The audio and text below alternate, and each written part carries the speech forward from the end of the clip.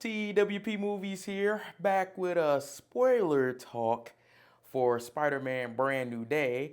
I'm not gonna long-wind it. There are six distinct points that I want to touch on. I'm not gonna go through the whole plot of the movie. It's just six distinct points that I want to reach and just speak on. And I got my notes here, got really 2 pages of notes. Delve with me, delve with me. But these 6 points that I'm gonna speak on, one is the big bad reveal. I was kind of, hesitant on saying it. Of course, that was a big talking point, so we'll touch on that. Then the cameos, at least the ones that I spotted out that were pretty noticeable, relevant, little Easter eggs that I thought was pretty cool. The twist in the movie. We're gonna touch on those. We got poignant moments. There were some poignant moments in there that really stood out to me. The action was really good, and lastly, the post-credit scene. So definitely gonna speak on those, and then hey, we'll just take it from there. Let the let the comments go crazy, and if there's anything that I miss, please feel free to let me know. And hey, if you have not seen the movie, this is a spoiler talk. So we spoiling everything straight out the gate. So you've been warned. All right? Okay. All right. So we're going to kick it off with the big bad reveal. Who is the character Sadie Sink was playing? All right. Many of you who are kind of in the trenches with the movie news and the comic book movie news and stuff like that already pretty much had it spoiled. But there was actually, I think on the red carpet, singer Steve Lacy actually revealed it. And there was a big hullabaloo about Kevin Feige really not liking that. Because I'm gonna admit, even though we had an inkling of it, it was pretty much just hearsay. Nothing was actually concrete confirmed, even though we pretty much knew who it was. That being said, the big bad that Sadie Sink was playing was Jean Elaine Grey. Jean Grey. She was Jean Grey. A lot of us pretty much suspected this, but no, she was Jean Grey. She was Jean Grey, so that was pretty cool. And she was actually on a mission to find something in the damage control facility called VMAX. That was the thing that I guess I don't want to. Well, I guess you could call it a MacGuffin, I guess, but soon to be revealed what it actually was. But she was looking for something called VMAX, and that was pretty interesting. So Sadie Sink is Jean Grey. She is the big bad of Spider-Man Brand New Day. And what she was doing was mind hopping, the possession, the entity possession. She was mind hopping human to human. Uh, so that was pretty cool. And the interesting thing too, that I felt how they implemented her is, I mean, she's clearly I mean, this X-Men, like we're in it now. So how this very intriguing, very cool. But yep, that's our big bad, Sadie Sink. Sadie Sink. Yep. And to further elaborate on that, uh, the VMAX she was looking for, actually was her sister, Sarah Gray, and that was very interesting. So, damage control was holding her sister. For what purpose? To be revealed. All right. And cameos. One of the most interesting cameos. This had been, I guess, for those again who follow movie news, knew that Yelena was gonna be in it, but it was saying it was a not safe for work scene. And as we were watching the movie, we see exactly what they were talking about. So in the opening scenes, when Peter experiences the goings on of this entity that was mind jumping and trying to figure out what is going on, he called upon the assistance of a certain new Avenger. And that Avenger was Yelena. So she was in this movie, and I guess the not safe for work scene, when he comes in there, she's in some hot tub spa type deal, uh, getting, I guess, de stressing. And she's in there bare. I mean, the water is covering, chest, but she's in there, and Pete has to has to disrobe and get in there with her. Now Pete, he's got his underwear on or whatever, and he leaves his mask on. It's really really funny scene. It's just really funny. She was like at the end, she was like, "Oh well, I've seen something. You've learned more about you, something that not other people know." And he was like, "What is that?" She's like, "I've seen your belly button." That got a laugh out of the crowd. So I thought that was pretty interesting. But yes, Yelena, the new Black Widow, is in this movie. She's in this movie. So very, very interesting. The Punisher, Frank, he was in there. I mean, you all saw that in the trailers. He was great. Like I said, he was in there a lot more than I would have thought. I mean, there are scenes with him and Peter fighting the Hulk. I mean, there's scenes with him, speaking with MJ when she's over there with him. There's scenes with him. I mean, he's all over, and he was a great addition, a great. Like I said in my main review, the back and forth banter that they had of a big brother and little brother, that was really cool. That was really cool. I enjoyed his inclusion. The other cameo, Bruce Banner, Dr. Banner, aka the Hulk. His intro with Peter seeing him was a very cool scene. He actually went to the college campus he was teaching at, and he went in his class. And so there's this scene where he's teaching on physics, and all the kids they have questions, but it has nothing to do with physics. One of the students has a question, and he was like, "All right, well, if y'all talking about physics, or y'all gonna talk about, y'all wanna ask me stuff about the Avengers or Thanos or whatever." And so one of the students was like, she asked a question. She's like, "Well, if Thanos had the finger to snap everybody away, half the population, why didn't he just snap to just make the food supply twice as much?" Something to think about. And I'm pretty sure that was probably, something to do with, I'm pretty sure that was probably something to do with, it fell off. Pretty sure that had something to do with probably some theories or probably just stuff that people were talking about. But yeah, I thought that was pretty interesting. And then there was somebody in there where, he was like, "Well, I'm not going to answer that question, but I know somebody who can." And so he pointed to this student who's like painted all green. And so the student like stands up and he's like, "Hulk smash." And then everybody laughs and then class is over. Hilarious. And then Pete talks with Banner about how to suppress the gene with him experiencing all things that's going on. So that was pretty interesting as well. But yeah, that was the intro to Dr. Banner. So that was pretty cool as well. Yeah. Now, on to the Easter eggs. There are a few in here, many of which I felt like was from the video game. There's a lot of the swinging, the action, the web bombs, him doing like hanging people on the traffic light posts. Shout out Spider-Man 2, the movie, the video game.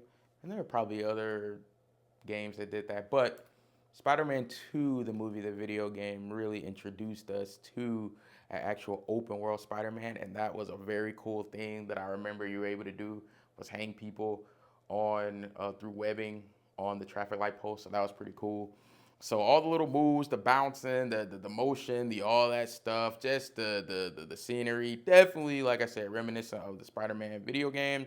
Also, there's a scene where where Peter goes to the party where Ned and Zendaya were holding a party, and he stumbles into Ned's room, and Ned has this whole, I guess, this little detective board or mystery board, trying to figure out who Peter is with a spider tracker and all that, and so he said, you know what? I've been, searching and doing all this, and there seems to be two suspects or two candidates that I think is, Spider-Man. And so he has, I guess it's like a picture of Spider-Man's mask, and he lifts up this page. And underneath this page are two photos, two photos of two people. The two people were Flash Thompson and the science teacher from Flash Thompson, the science teacher. I believe his name was Mr. Harrington. He was over like the debate team and all that stuff. Funny character. So it was funny seeing that those were the two characters that they showed doing the as the suspects for, or the candidates to who would be Spider-Man. That was very funny. Also, there was a lot of Star Wars references. Ned, he has the little Chewbacca that he's always had. When Peter and Ned were actually interacting with each other later on in the movie, they were building, I believe it was a X-wing. They were doing that. There was a scene, I think Ned was doing something, and it was a AT-AT falling down on the Battle of Hoth on Empire Strikes Back. That was playing in the background.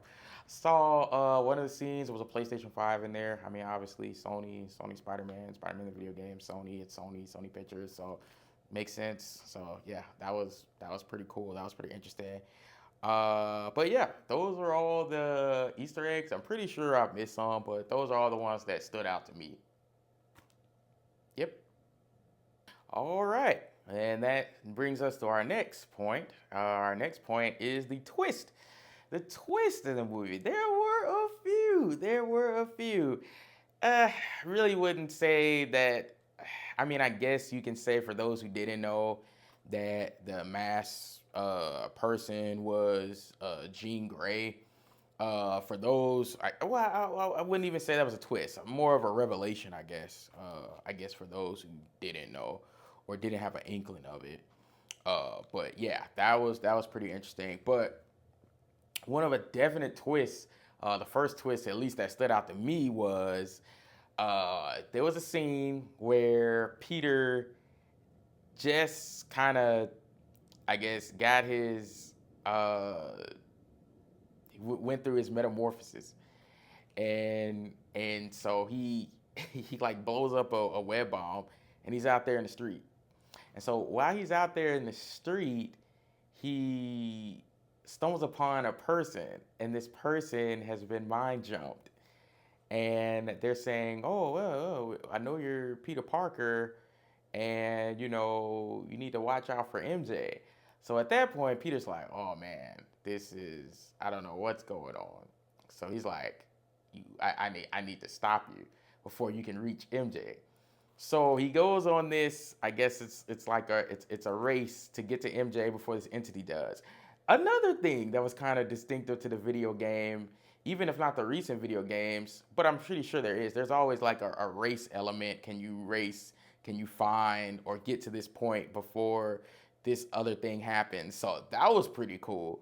And so while Pete's swinging and swinging and trying to get to MJ before Jean Grey does with their mind jump, he goes through buildings and all type of stuff. He knocks over a wedding cake.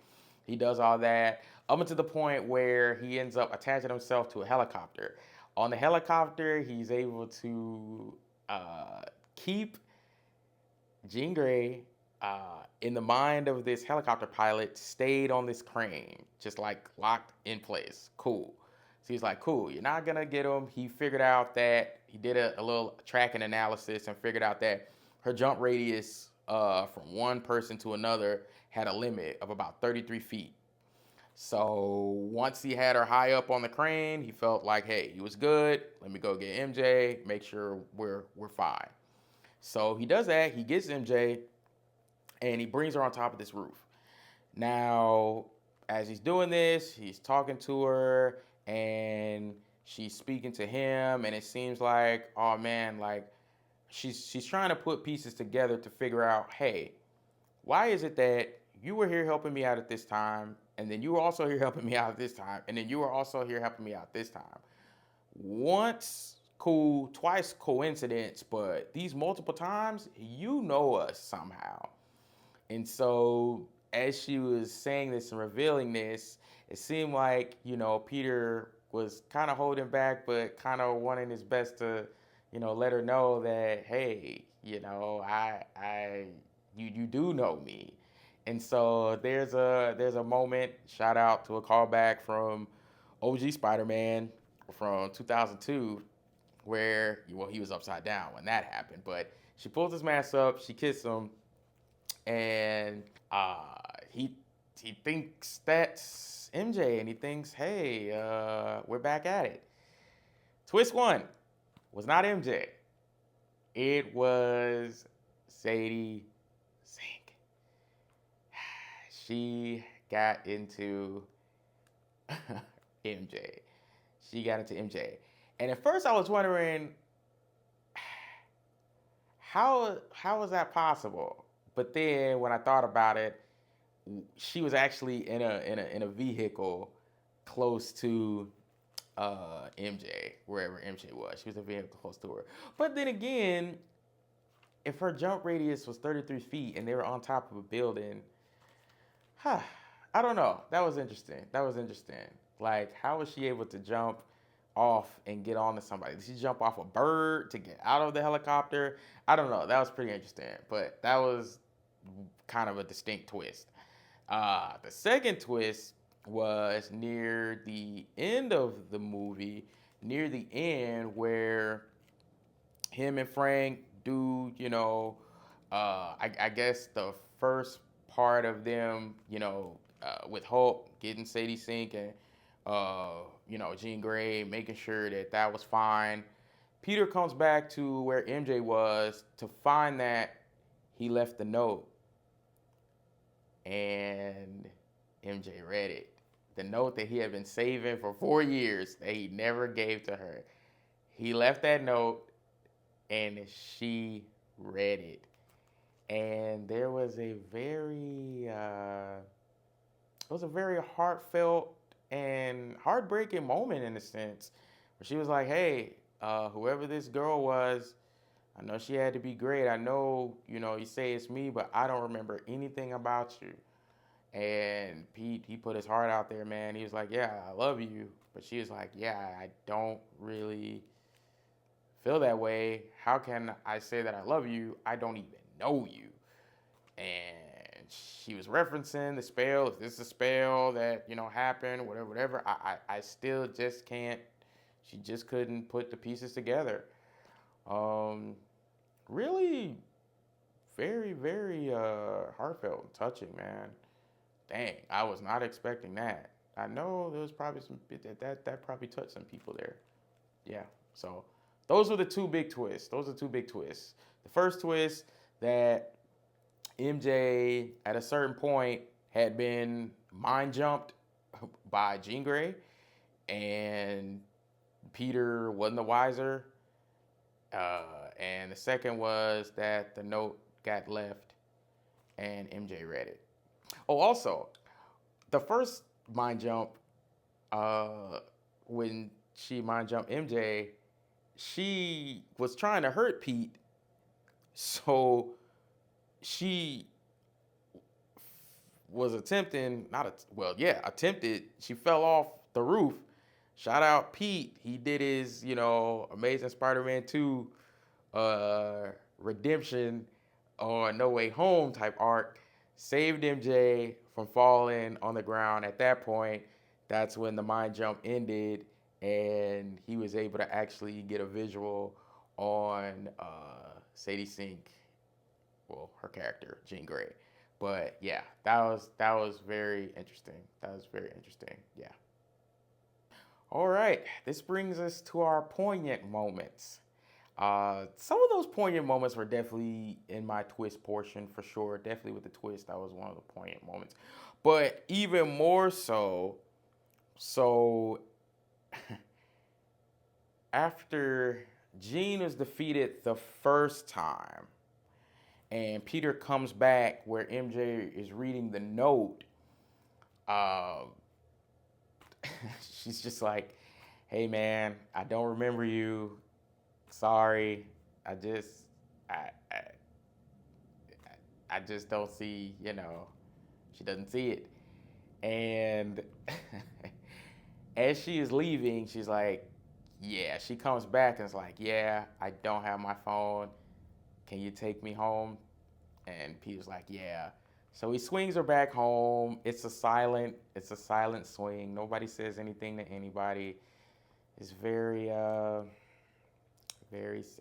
very sad.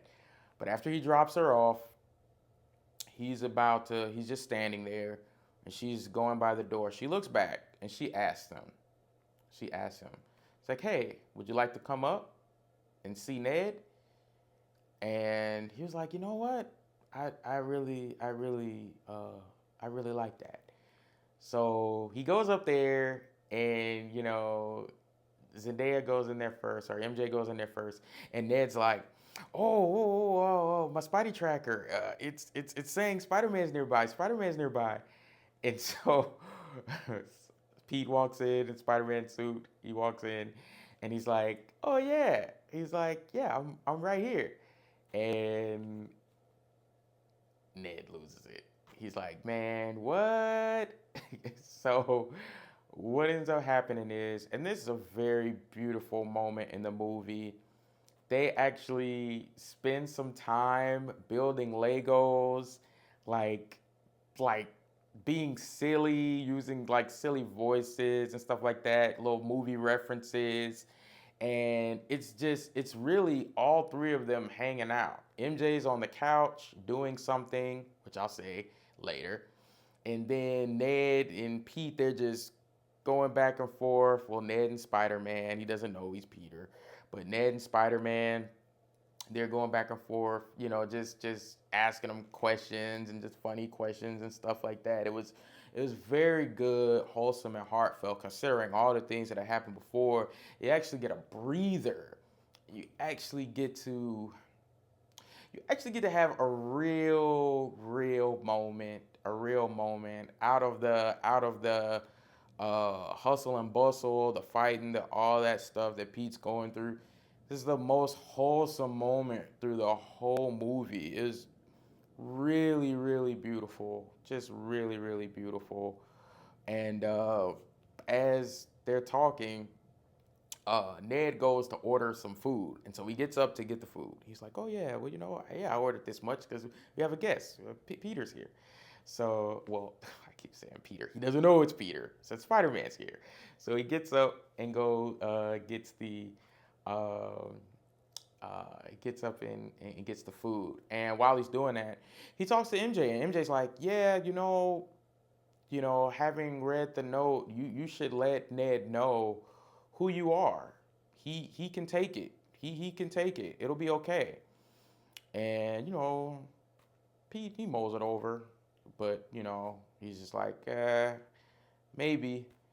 And so the thing that MJ was doing while they were all talking, she showed him a picture. She actually drew a sketch. She drew a picture of both uh them having their good little moment back and forth, but instead of her drawing it as Ned and Spider-Man, she drew it as Ned and Peter. And that was really, really nice. That was really, really nice. Very nice. Very poignant moment there. Very poignant moment. The other poignant moment that I would say is near the end, where Jean first tries to enter Peter's mind at the very beginning of the movie, and Peter's strong enough where she gets in there, but she can't stay. So he fights against her and she gets out. She's trying to figure, dang, man, who are you that you not only able to sense me, that when I try to mind jump you, you're not even letting me, I can't even stay. You kick me out. So near the end, she like levels up. She levels up. And so she enters into Peter's mind. Now, that being said, Peter done leveled up too. He's had a metamorphosis. But he yielded. He let her go in his mind. And when she does that, there was a flashback or a little vision scene where it was Pete on the bed in his Spider-Man suit talking to Aunt May. And it only showed a little portion of it in the beginning. But this time, when she enters into Peter's mind, the whole conversation happens. But instead of it being from a perspective of, instead of it being from the viewpoint of Aunt May talking to Peter, the viewpoint changes from Aunt May talking to Jean Grey. And it's very heartfelt about, hey, you got all these powers, things are going to change, but know that I still love you and it's going to be okay. It's something around about that, but it was very beautiful and heartfelt. And because of that, I feel like there was definitely a turning point. There was a turning point for Jean Grey because she mentioned in another flashback when she was actually in the park with her sister Sarah about how their mother abandoned them, how their mother left them. And you could tell that that moment with Aunt May filled a void that she had been missing. And it really, really touched her. It really, really touched her. And yeah, beautiful, beautiful, poignant moment. That ends up leading to something very shocking. But I'll put that in the action portion. Yeah. All right. Now we're going to talk about the action. All I got to say is the hand. The hand. Man, that was awesome. I mean, I would say this. Definitely, this is like Shang-Chi 1.5, man. The kung fu, the weaponry, they had stars. I think it's Sadukin. I don't know what it's called, but so cool, so cool. I mean, they were whooping Pete's behind on some crouching tiger, hidden dragon type stuff. They're like jumping up on they're like hopping up on each other, running, doing all this stuff. Oh man, it was so full on. It was full on. The hand were absolutely amazing. Again, in my movie review, I gave a thumbs up and a hand clap to the stunt coordinator. He did that stunt and fight choreographer. Top-notch work, top-notch work, top-notch work. So the hand, they were amazing. They were amazing. And the last fight with the hand at the very end is where Pete actually comes to the realization and the growth and the understanding that he got to let the metamorphosis go and he has to grow and mature and understand that not only can he be Peter, but he can be Spider-Man. Sadie Sink gave him a choice. I keep saying Sadie Sink. Jean Grey gave him a choice. Like, hey, this is the life that we live, man. You can't be both. You got to be one or you got to be the other. You cannot be both. And Pete wasn't having that. He said no. He said I'm Spider-Man. I'm also Peter Parker. He said I'm both. He's both. And from there is when he was able to control his arachnid to his human DNA, and he went off with some amazing action. The slow-mo scenes, the flipping and spinning in the air and webbing up everybody, and oh, just awesome. Just awesome third act action scene. Phenomenal, phenomenal. And it was that way throughout the whole movie. The beginning action scene, or when we see in the first trailer where he like jumps off, the building and he's like free falling, and you can see like the camera inside of his mask. That was really awesome. He's swinging. It's like, again, Spider-Man, the video game, the movie, and he's trying to disarm this tank. He's swinging. He's saving people from hitting the tank. He's moving cars. It's like all the things that he's been learning in all the three movies. He's learned that, applied it, and like learned even more. The saving of the people, the using your webbing to stop vehicles. It was great. This is also the introduction where we saw Punisher for the first time, which we see in the scene in the trailer where he's trying to shoot the tank, and he's like, no, no, no, we can't do that. We can't do that. And he's like, hey, man, get out of my way. And so Peter bounces off a building with his webs, shoots back, kicks him through his van, and just, pretty much disables his mobility as far as him driving the vehicle. And while Frank goes to curse, he webs him up before he could say the MF or whatever he was going to say. But that was pretty cool. That was pretty cool. Let's see. The other action scene. Oh, the Hulk. The Hulk was hulking. The Hulk was hulking. The fight scene between the Hulk, the Punisher, and Spider-Man. Hulk, gets mind jump by Sadie Sink. She. I don't think she mind jumped Hulk. She mind jumped Banner and got Banner to dislodge he had a contraption on his forearm, his wrist of forearm, that would keep that would use the gamma radiation to keep Hulk subdued and in check. So it would just be him. But when she mind jumped him, got him to take that off, he went full Hulk. And man, oh man, oh man. He did the Loki on Spider-Man. He did the Loki on him. He grabbed him and banged him and bashed him and did all that and stomped on him. And he did the Hulk clap and blasted him through a wall. Oh my gosh. It was awesome. He was like, man, we probably hadn't seen a Hulk rage like this since maybe I want to say maybe Age of Ultron, when Scarlet Witch possessed him. And Age of Ultron, we probably ain't been that hype since then. Cause maybe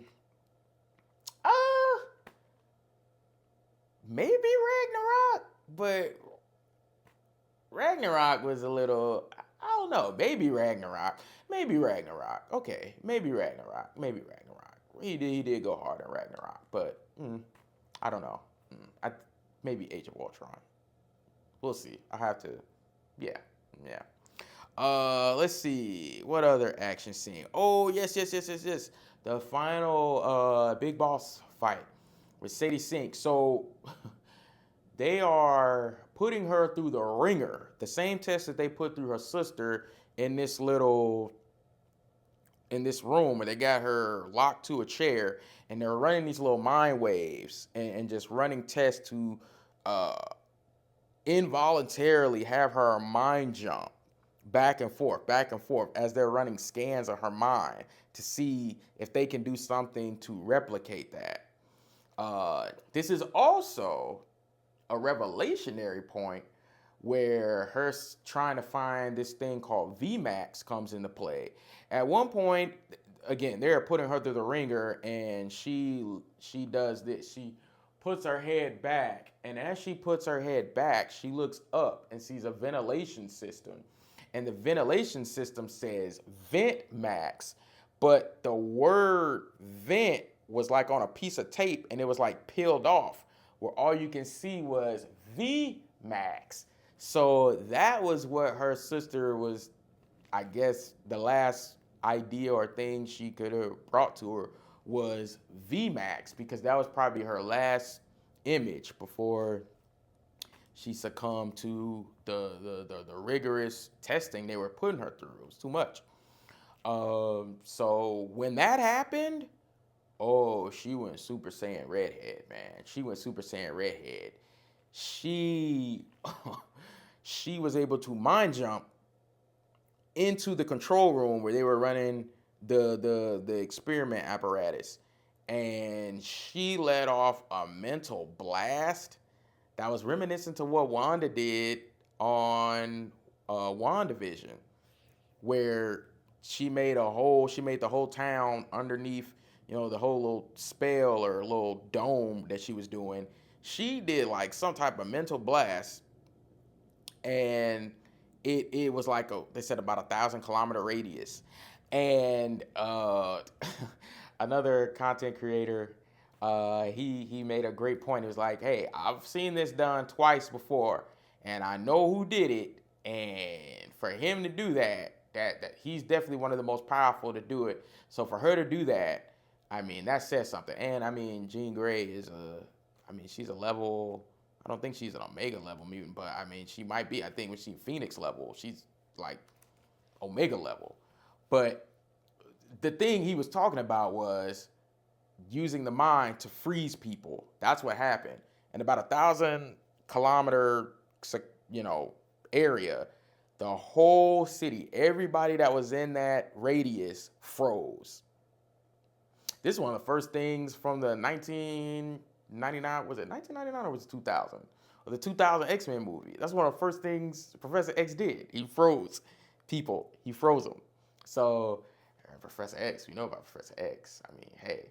So, she did that, froze everybody, except Pete. She couldn't control Pete. Pete was, he was, hey, she couldn't control Pete. But in that's when he fought the Hand, and he eventually got in there with Sadie, where she had the director of damage control.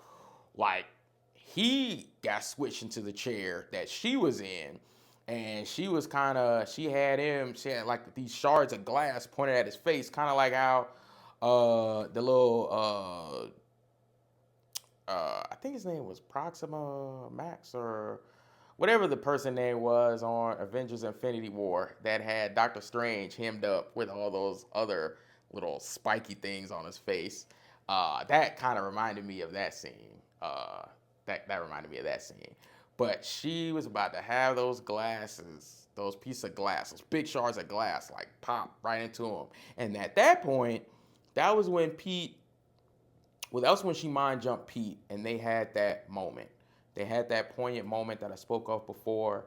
And when that happened, the revelation of that and the heartfelt moment, because Pete actually was in there as well, and he was speaking to MJ. And as they were having a heart-to-heart and an understanding that, hey, you don't have to do this. It's okay. You can let this go. You can move on. His spider sense picked up something.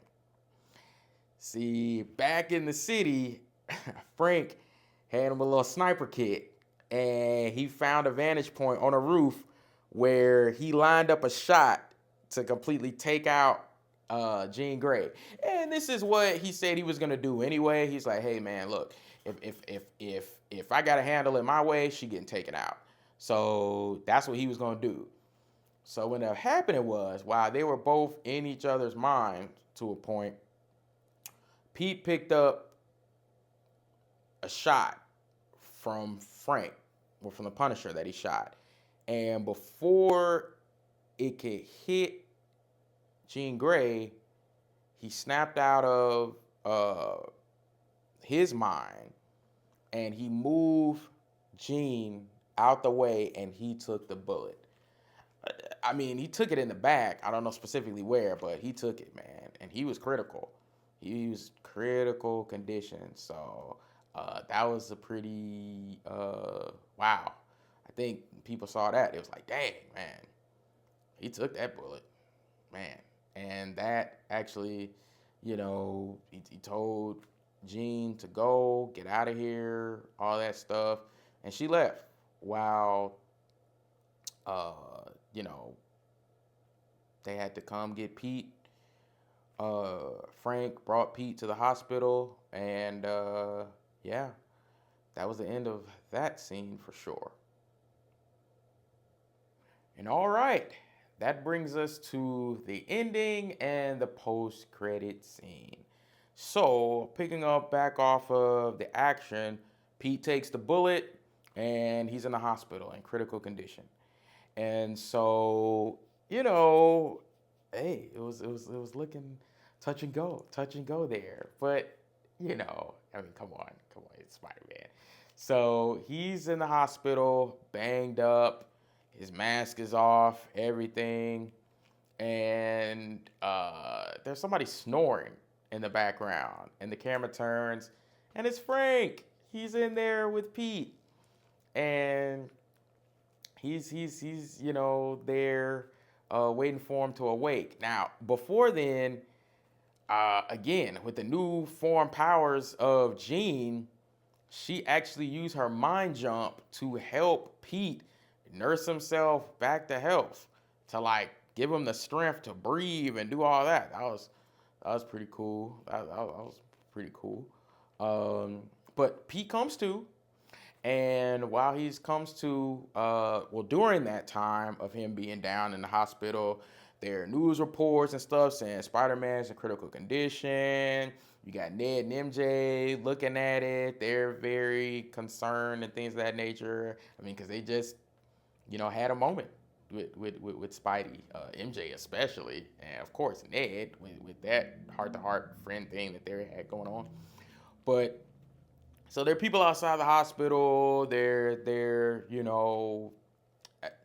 want to know about Spider-Man and stuff like that. He's got a whole thing full of fan mail, cards, and stuff like that. Even the sketch that MJ drew of Peter playing with Ned was in there. So that was really cool. That was a nice little touch.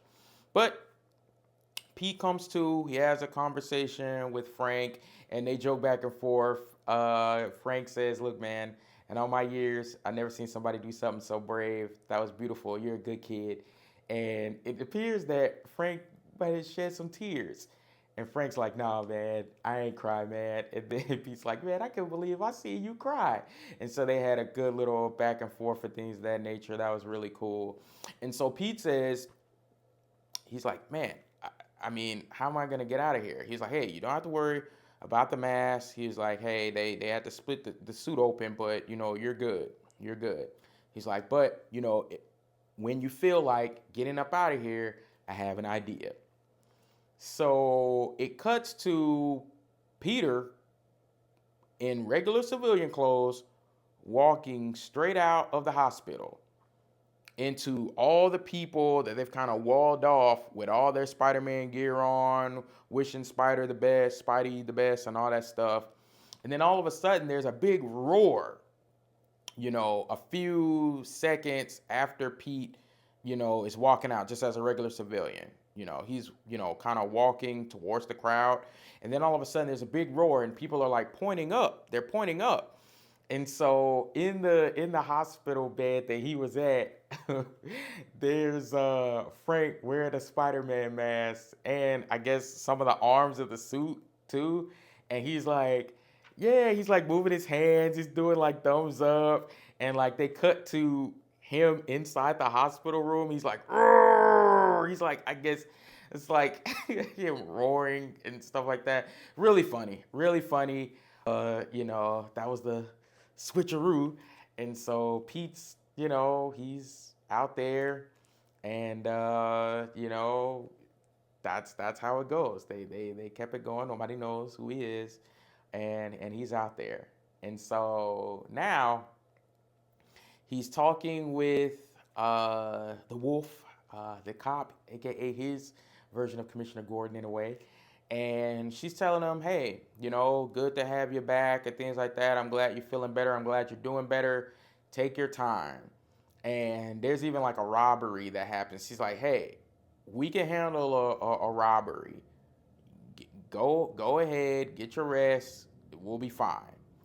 And so Pete goes into this shop that he usually frequents.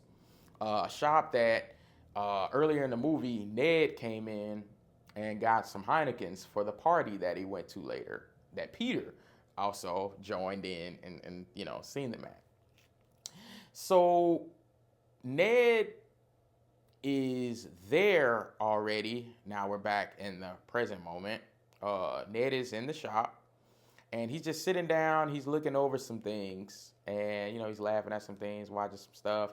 And Pete goes to this shop. I don't know how often, but he goes to it often to get some fresh flowers to place at the headstone of Aunt May. He gets the flowers, he puts them on her headstone. That's what he does. And so this time he gets the flowers and he's about to just pay for them and then just go. Leave Ned there. He's about to pay for him and just go.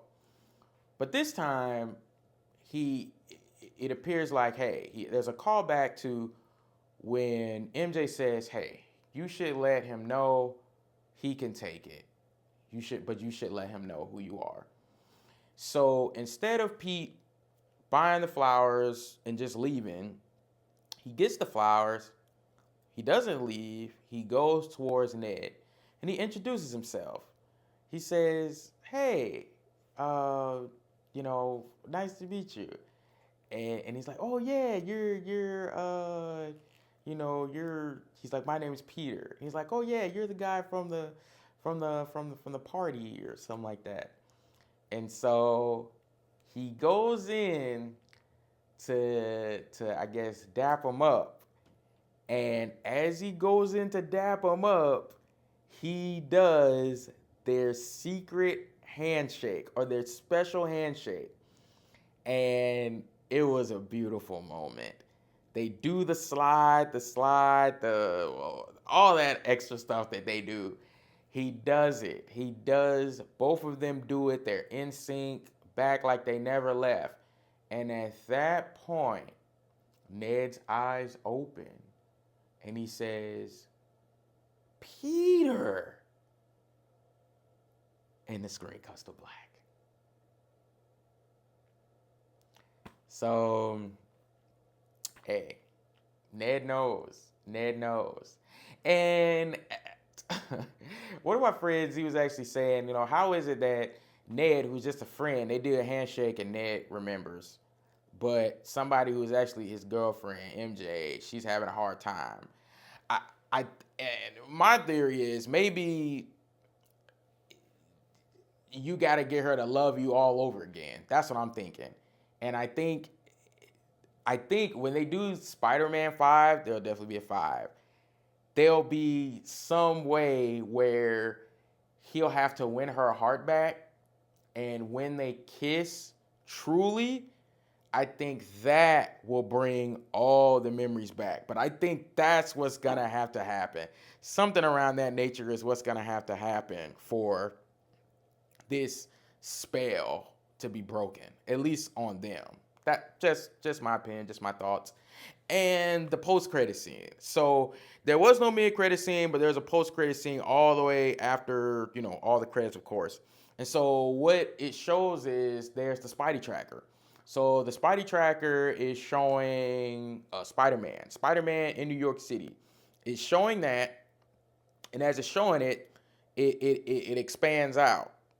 So it goes from New York, we see New York, New York City, then New York State, then it goes to the United States, and then it spans out to the world, and then we see something off in the distance, and it says, I think it says like another, Spider-Man, tracking or something like that.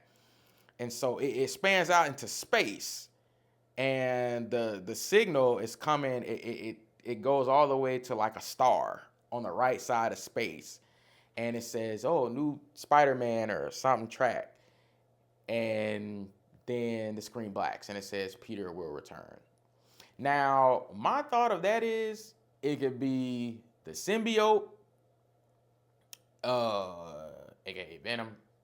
It could be maybe Spider-Verse, Miles Morales, maybe. It could be Spider-Man 2099.